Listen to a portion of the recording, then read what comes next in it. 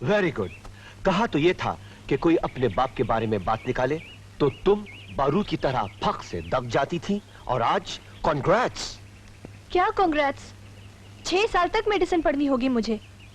Anandi science में कमजोर है ना, इसीलिए डैडी मुझे डॉक्टर बनाना चाहते हैं।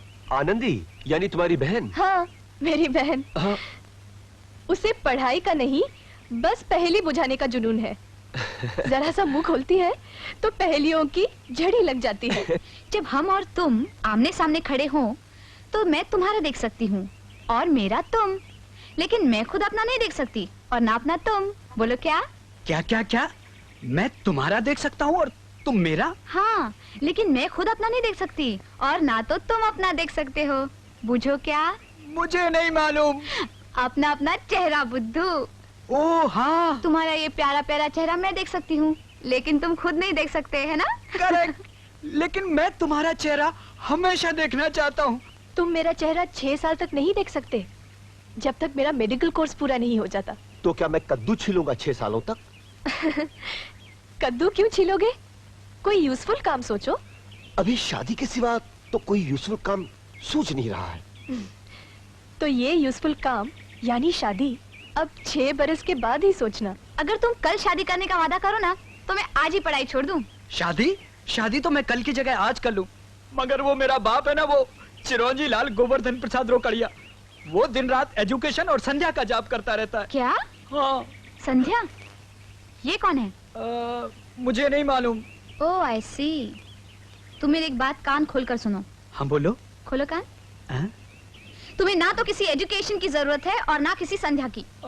मगर वो मेरा बाप चिरंजी लाल उनका नाम मुझे पता है। अच्छा अच्छा। तुम मुझसे वादा करो कि आज से तुम किसी एग्जाम में पास नहीं होगे, तो ना तो तुम्हारी एजुकेशन कंप्लीट होगी और ना तो चिरंजी लाल गोवर्धन प्रसाद रोकड़िया किसी संध्या से तुम्हारी शादी करेंगे। One difficulty. What difficulty?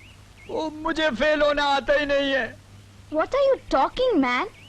क्या महिवाल रांझा या मजनू को मरने की प्रैक्टिस थी कि वो मर गए?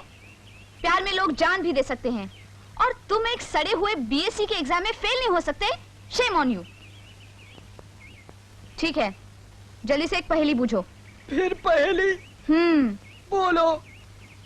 एक काले कपड़े पर सफेद नक्शा देखा। हाँ। दूसरी बार देखा तो नक्शा गायब। हाँ? बोलो क्या? सपना। भाई तुम्ही ने तो सिखाया था ना सपना देखना, तो 6 साल तक सपने ही देखा करूंगा। लेकिन जिंदगी सपना नहीं, एक हकीकत है राम, ठोस हकीकत। इसे सच्चाई की नजर से ही देखना चाहिए। हाँ, मगर सच्चाई बहुत कड़वी होती है।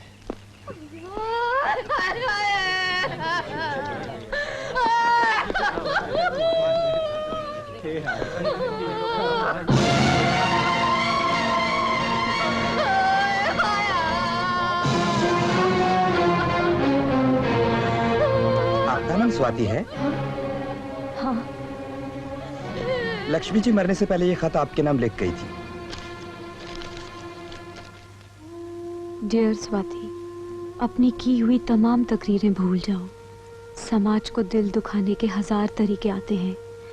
उसे हमदर्दी के शब्द भी गाली की तरह बकना आता है। सब हमदर्दी के बहाने आए और मुझे कीचड़ में गाड़ कर चले गए। मेरे लिए तो सांस लेना भी मुश्किल हो गया। तो इस जीवन का यही अंत ठीक लगा, क्योंकि ऐसे किसी देश में जीने का अर्थ क्या है जो ये पूछे कि चंद आदमियों की बर्बराहट से मैं हार क्यों गई, लुट क्यों गई। इस देश में बलात्कार करने वाले आजाद घूम रहे हैं स्वाति, और बेबस में, लाचार में, मजबूर में आत्महत्या करने पर मजबूर कर दी गई। मैं तो चाहती थी कि मनोहर श्याम जिए, उन्हें मरने की क्या जरूरत है। वो तो मर्द हैं, लेकिन उन्होंने कहा कि उन्होंने मेरे साथ जीने मरने की कसम खाई है। शायद हम दोनों कार हैं, शायद हमें ठीक से लड़ना नहीं आया। मेरे देवर जी ने मनोहर से कहा, मैं कह रहा हूँ ऐसी कुलटा औरत को घर में रखना ठीक नहीं है। मेरी बात मानो, इसे फौरन घर से बाहर निकाल दो। अरे बेशरम, तेरी परछाई मुझ पर पड़ गई है। अब मुझे फिर से स्नान करना पड़ेगा। राम राम राम।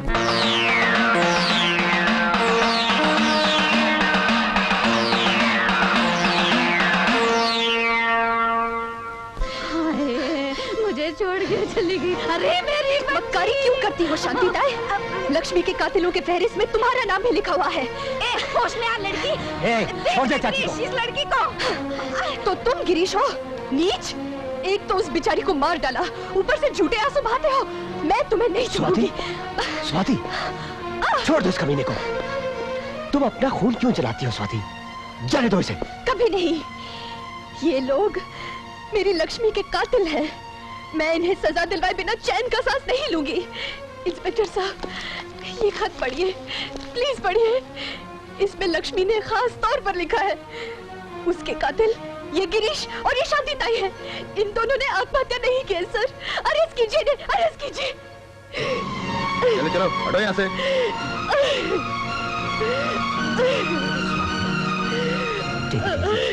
Hold yourself. शारदा, मेरे दोस्त नरेंद्र गोयल का बेटा ऑर्थोपीडिक करके अमेरिका से आया है। उसके लिए एक अच्छी लड़की की तलाश है और मेरे ख्याल में सारे हिंदुस्तान में सबसे अच्छी लड़की अपनी है स्वाति। डैडी, हाँ? डैडी, डैडी मुझे एक मेल कंपेनियन चाहिए। क्या चाहिए? Male companion daddy. आप इतनी भी अंग्रेजी नहीं समझते? एक मर्द साथी, दैट्स एक भाई। चुप, आपका भी कमाल है मम्मी। स्वाति को जन्म देने की क्या जरूरत थी? एक लड़का जन्मा होता तो आपका घर कंप्लीट होता। आप दो और आपके दो। अब आप 2 और आपके 3 करने पड़ेंगे। शरीर कहेगी। I am very serious daddy, मुझे एक भाई चाहिए ही। तो आनंदी, फॉर ए चेंज कभी तो बोलने से पहले रुक के सोच तो लिया करो।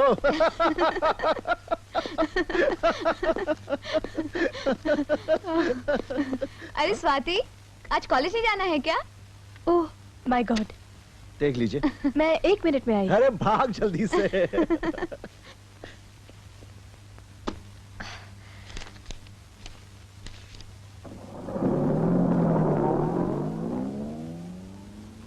अरे मुझे छोड़कर चले गए?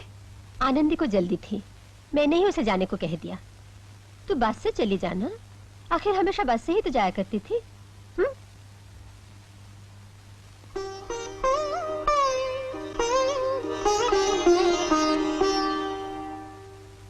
दीदी तो समझती ही नहीं कि मुझे देर हो सकती है और मैंने तुम्हें टाइम दे रखा था, इसलिए मैं दीदी के आने से पहले ही निकल पड़ी और डैडी से कह दिया कि फर्स्ट पीरियड है। अब मैं तुम्हें एक पहेली बुझाऊं? फिर पहेली? अगर तुम्हारे प्यार का यही मतलब है कि जिंदगी भर में तुम्हारी पहेलियां बूझता रहूं, तो मैं चला। कपिल, नीचे आओ कपिल, नहीं। प्लीज कपिल नीचे आ जाओ। नहीं, मैं नहीं आऊंगा, मैं तो चला। कपिल, कपिल, नहीं। कपिल रुक जाओ कपिल, मेरा नाम प्लीज डार्लिंग रुक जाओ, कपिल रुक जाओ ना डार्लिंग, कपिल।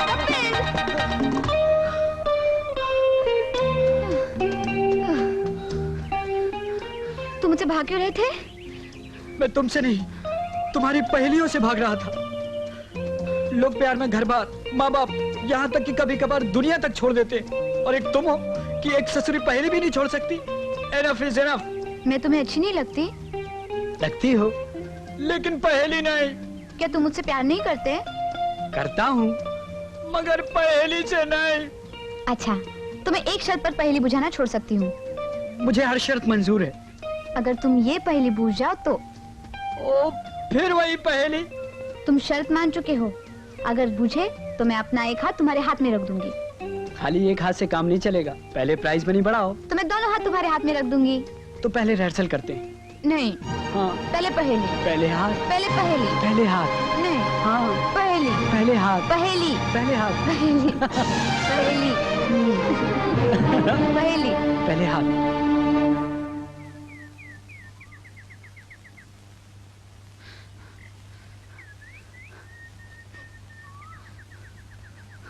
वो लड़का कौन था? लड़का तो लड़का ही हो सकता है, लड़की थोड़ी हो जाएगा।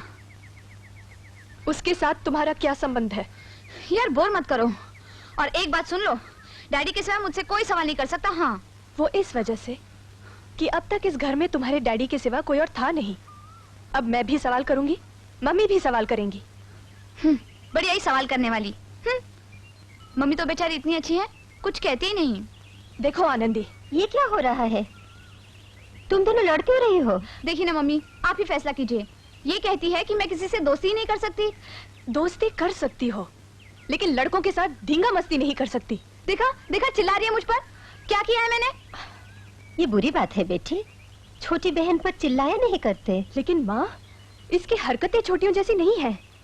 जो मैंने देखा है वो तुम देख लेती या अंकल देख लेते तो वो कितना। मम्मी डैडी तुम्हारी तरह सीआईडी नहीं है और बहुत से काम है उन्हें। देखा मम्मी, हर वक्त मुझ पर ऐसे ही धौंस जमाती रहती है। डैडी ने कुछ ज्यादा ही छूट दे रखी है। बिन माँ की बच्ची है स्वाति, उन्होंने लाड प्यार से पाला है।